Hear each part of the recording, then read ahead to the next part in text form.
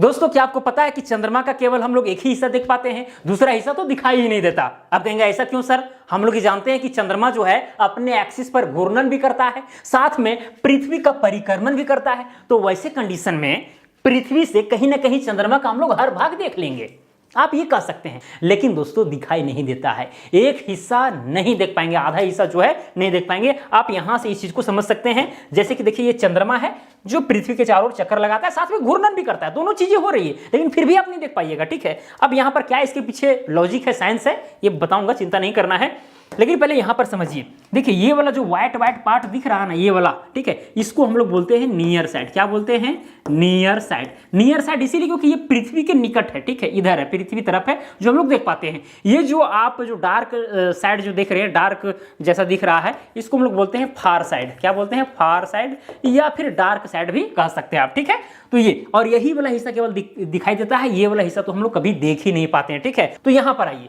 देखिए पहले हम सोलर सिस्टम को थोड़ा समझ लेते हैं कि क्या है इसमें, क्या हो रही है यहां पर आखिरकार। ठीक है, देखिए दोस्तों ये सूर्य है, आपको ये पता होना चाहिए कि सौर मंडल में 99.84% के आसपास जो है सूर्य ही द्रव्यमान ऑक्यूपाई करता है। इस बात को आपको ध्यान में रखना चाहिए। और जो सूर्य के चारों ओर जो भी पिंड चक्कर लगाते हैं उसको हम लोग ग्रह कहते हैं, प्लैनेट कहते हैं। जैसे कि पृथ्वी भी जो है सूर्य के चारों ओर चक्कर लगाती रहती है, ये तो आपको पता है, इसीलिए इसको हम लोग क्या कहते हैं? ये ग्रह हो गया, प्लैनेट। ठीक है, और जो प्लैनेट का चारों ओर जो भी चक्कर लगाया उसको हम लोग बोलते हैं उपग्रह। क्या बोलते हैं?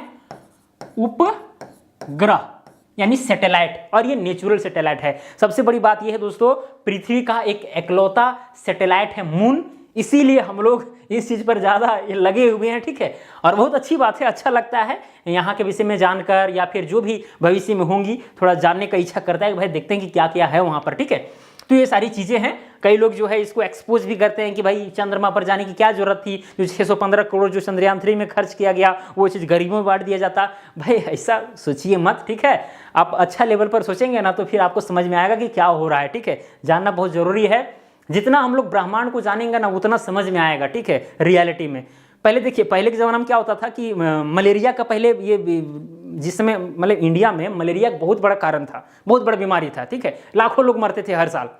अब जब मलेरिया का दवा का खोज हुआ, ठीक है, उसमें शोध हुआ, दवाइयाँ जब आई, जब डॉक्टर गांव घर में जाने लगे तो पता है डॉक्टर को रहने नहीं देता था, इसीलिए कि मलेरिया ही फैलाएगा और झूठ मूठ का केवल इलाज करेगा, पैसा लूट के चला जाएगा। और भी रीजन से जो है वहाँ भगा देते थे। ठीक है, उनसे इलाज नहीं करवाते थे, केवल झाड़ फूक फलना फूक के चक्कर में रहते थे और इंसानों की मौत हो रही थी। ठीक है, तो ये सारी चीज़ें तब हो रही थी जब शिक्षा वैसा नहीं था। ठीक है, तो अभी हम लोग भाई कोई इंसान को लगेगा कि ये सब क्या हो रहा है यार, आलतू फालतू बातें, लेकिन बाद में समझ में आ जाएगा उसको कि क्या हो रहा था। ठीक है, चलिए खैर, तो दोस्तों ये सारी चीजें हैं। ठीक है, और यहां पर देख सकते हैं ये चंद्रमा जब चक्कर लगा रहा है जो पृथ्वी का लगभग 1/4 हिस्सा है। ठीक है, ये बात आपको ध्यान में रखना चाहिए।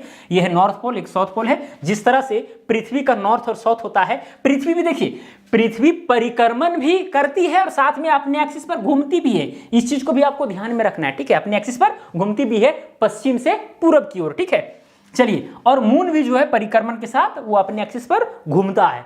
चलिए दोस्तों, अब यहां पर बात करते हैं जो एक तरफ दिखाई देता है और एक तरफ नहीं दिखाई देता है उसके ऊपर। ठीक है, देखिए दोस्तों, यहां पर हम लिए हैं पृथ्वी। ठीक है, पृथ्वी का चारों ओर चक्कर लगाता है चंद्रमा। क्लियर? अभी चक्कर लगवाएंगे, चिंता नहीं करना है। ठीक है, यहां पर 3 कंडीशन लेंगे। पहला कंडीशन में क्या लेंगे कि जो चंद्रमा है वो घूर्णन नहीं करता है। हम मान लेते हैं कि जो चांद है, चांद घूर्णन, ठीक है, या फिर हम लिख देते हैं चांद या घूर्णन ही लिख देते हैं, क्या दिक्कत है, घूर्णन नहीं करता है। ठीक है, पहला कंडीशन ये है।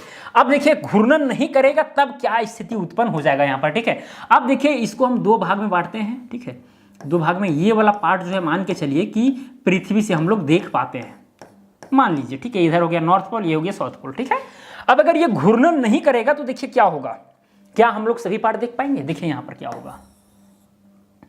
अब दोस्तों अगर घूर्णन नहीं करेगा मतलब केवल परिक्रमण करेगा, चारों तरफ चक्कर लगाएगा, लेकिन अपने एक्सिस पर, ये जो एक्सिस आप देख रहे हैं, ठीक है, इस पर घूमेगा नहीं, वैसे कंडीशन पर हम विचार कर रहे हैं। ठीक है, तो देखिए दोस्तों क्या होगा, यहां पर देखिए ये वाला पृथ्वी से ये वाला पार्ट आसानी से दिखाई दे रहा है।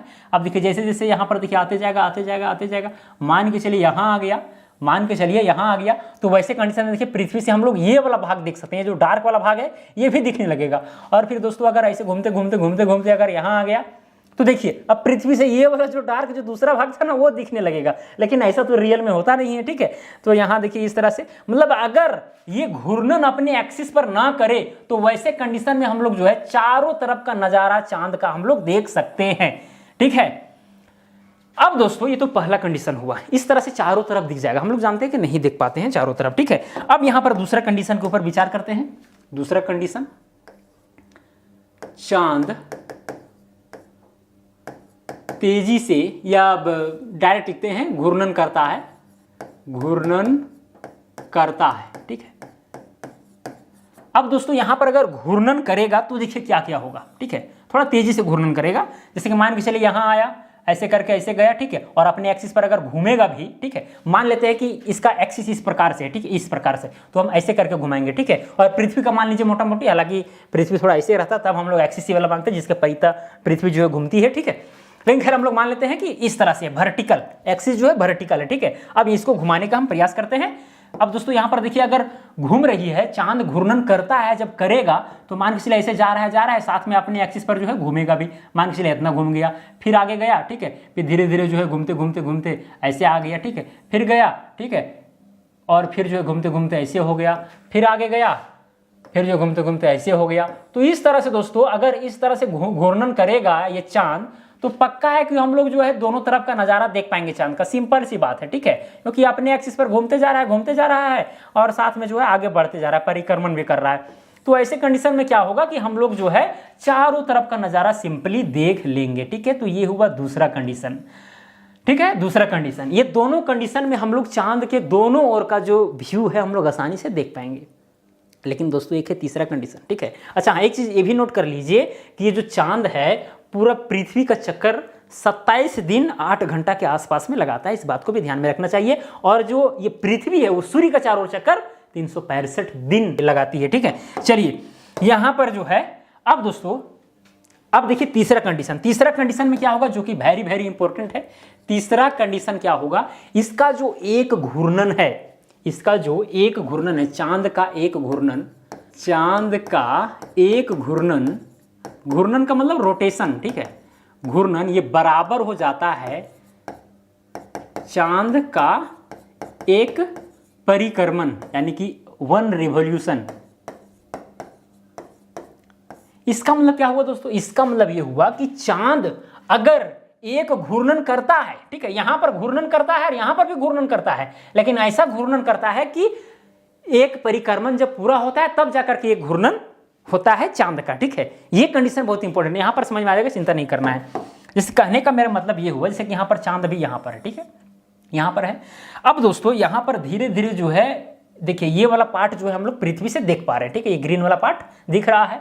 अब धीरे धीरे जो है धीरे धीरे यहां पहुंचा, लेकिन यहां पहुंचते पहुंचते जो है ना 90 डिग्री का ये झुकाव कर देगा, ठीक है, 90 डिग्री का झुकाव हो जाएगा। मतलब कुल मिलाकर के अभी भी जो है देखिए 90 डिग्री भी घुमा है ये चांद, ठीक है, तो अभी भी जो है ये वाला साइड ही केवल दिख रहा है, ये वाला साइड तो अभी तक नहीं दिख रहा है। फिर धीरे धीरे आगे बढ़ते जाएगा, ठीक है, और ऐसे ऐसे होते जाएगा। मतलब डार्क साइड जो है ये दूरे रहेगा हमेशा, ठीक है, ये पृथ्वी से बहुत डरता है, पता नहीं, ठीक है। तो इस तरह करके आते रहेगा और फिर जैसे ही यहाँ आएगा 180 डिग्री घूमेगा, फिर भी जो है यही वाला पार्ट हमको दिखेगा, ये वाला पार्ट नहीं दिखेगा। फिर इसी तरह से आगे बढ़ेगा और यहाँ पर अपने एक्सिस में घूमते रहेगा, ठीक है, घूमते रहेगा।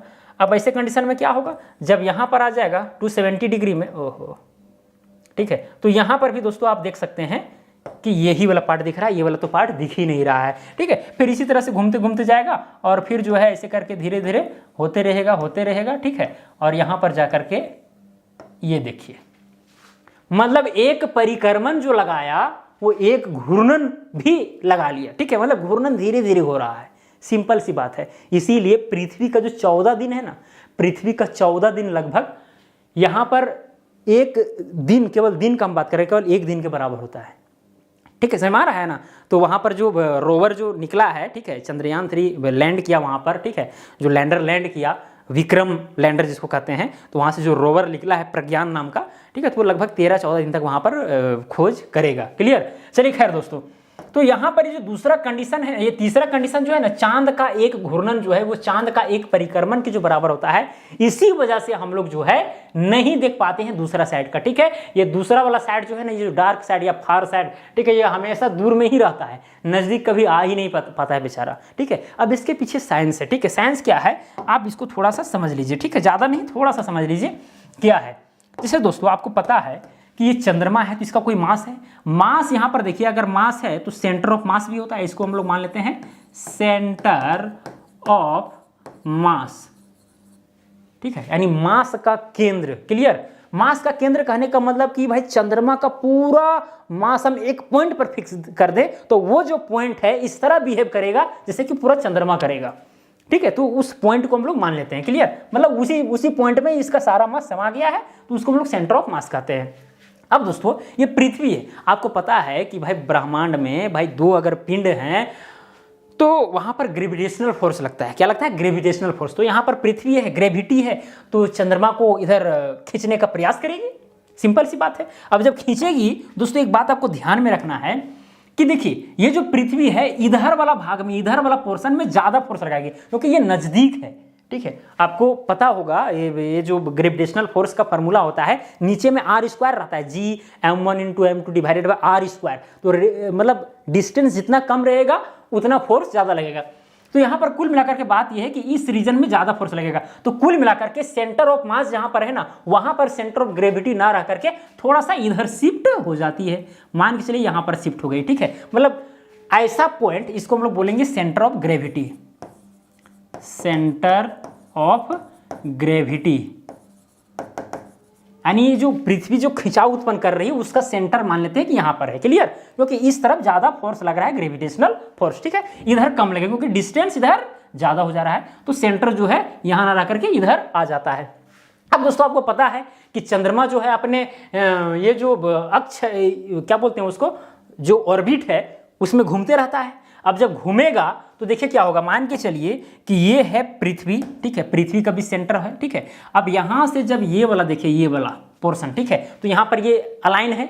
लेकिन दोस्तों ये चूंकि परिक्रमण जब करेगा, ठीक है, जैसे देखिए यहां पर अगर परिक्रमण ऐसे करता है, इसको आगे ले चलते, ओहो इसको थोड़ा सेलेक्ट करना होगा, अरे यार, ठीक है, पूरा ये हो जाएगा। अब दोस्तों मान के चलिए यहां पर आपको समझा दें इमेज के माध्यम से ही, अगर ये चीज जो है ना यहां पर आएगा, जब यहां पर इसी तरह हम ले जाते हैं, ठीक है, इसी तरह से ये वाला पार्ट जो हम लोग देख पा रहे हैं, सपोज कीजिए ये वाला पार्ट हम लोग देख पा रहे हैं और ये वाला पार्ट हमको नहीं दिख रहा है। यहां पर देखिए इस जगह पर था सेंटर ऑफ मास और यहां पर था सेंटर ऑफ ग्रेविटी। अब देखिए यहां पर ये वाला पॉइंट और सेंटर ऑफ मास की मिलाइएगा तो देखिए ये वाला पॉइंट दूर भाग रहा है, तो दूर भागने नहीं देगा। ठीक है, इसको जो है खींचने का प्रयास करेगा। ठीक है, ये जो ग्रेविटी है, ये जो सेंटर ऑफ ग्रेविटी है, इसको हमेशा खींच करके रखने का प्रयास करेगा। टॉर्क लगेगा, कुल मिलाकर के क्या लगेगा, टॉर्क लगेगा। तो ये पॉइंट को अलाइन करने के चक्कर में ऐसे इसको थोड़ा सा रोटेट कर देगा और यही प्रक्रिया हर जगह होती रहती है। ठीक है, और जब तक एक पूरा ये परिक्रमण नहीं कर लेती है तब तक ये जो है एक घूर्णन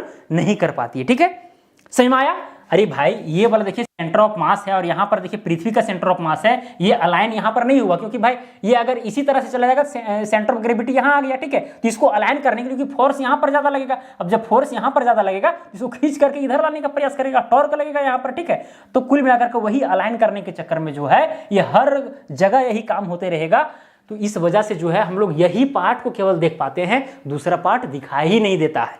ठीक है, और जिस समय में ये ब्रह्मांड का निर्माण हो रहा था, ठीक है, बिग बैंग थ्योरी ये सब पढ़े होंगे, तो उस समय इसी तरह का यहाँ पर व्यू पहले हुआ होगा, इस वजह से यही वाला पार्ट देख रहे हैं हम लोग। ठीक है, और अगर चेंज भी हो सकता है तो ये लाखों करोड़ों साल के बाद होगा कि ये वाला भी पार्ट भी थोड़ा थोड़ा दिखने लगे या और कुछ हो जाए। ठीक है, वो सब बाद की चीज़ें हैं, लेकिन इतना मतलब आसान बात नहीं है कि तुरंत चेंज हो जाए। ठीक है, चलिए खैर दोस्तों, तो यहाँ पर ये जो साइंस है आपको समझ में आ गया होगा कि भाई कैसे एक पार्ट को हम लोग नहीं देख पाते हैं, क्योंकि सेंटर ऑफ ग्रेविटी जो है यहाँ पर जब फोर्स लगाएगी तो इसको सीधा करने का प्रयास करेगा, तो यही वाला पार्ट जो है हमेशा पृथ्वी की ओर रहेगा और दूसरा पार्ट तो रहेगा ही नहीं। सिंपल सी बात है। ठीक है, कुल मिलाकर के जब ये खिंचाव उत्पन्न करेगा, सेंटर ऑफ ग्रेविटी लगाएगा, तो ये वाला पार्ट जो है, ये जो हम लोग देख पा रहे हैं, वो ये वाला पार्ट इधर आ जाएगा। ठीक है, समझ आ रहा है ना? तो ये चीज हम आपको बताने का प्रयास कर रहे थे। अब दोस्तों ये तो चीज़ आपको समझ में आ गया कि भाई दूसरा भाग हमें क्यों नहीं दिखता। अगर अभी तक भी नहीं समझ में आया है तो वीडियो को दोबारा देख लीजिए और समझ लीजिए सही ढंग से, बहुत ही अच्छा से बताए हैं। अगर फिर भी नहीं समझ में आता है तो भाई वीडियो को दोबारा देखिए, सिंपल सी बात है, क्योंकि बार बार बताएंगे इसी चीज़ को तो वीडियो बहुत लंबा हो जाएगा, फालतू लगेगा, ठीक है, किसी किसी को। चलिए खैर फिर भी लंबा हो ही गया है। और भी अगर वीडियो चाहिए आपको बारीकी के साथ और भी चीज़ों के ऊपर तो कमेंट करके आप पूछ सकते हैं, बनाने का प्रयास करेंगे। तो चलिए दोस्तों आज के लिए इतना ही, अब मिलेंगे अगला वीडियो में। जय हिंद, वंदे मातरम।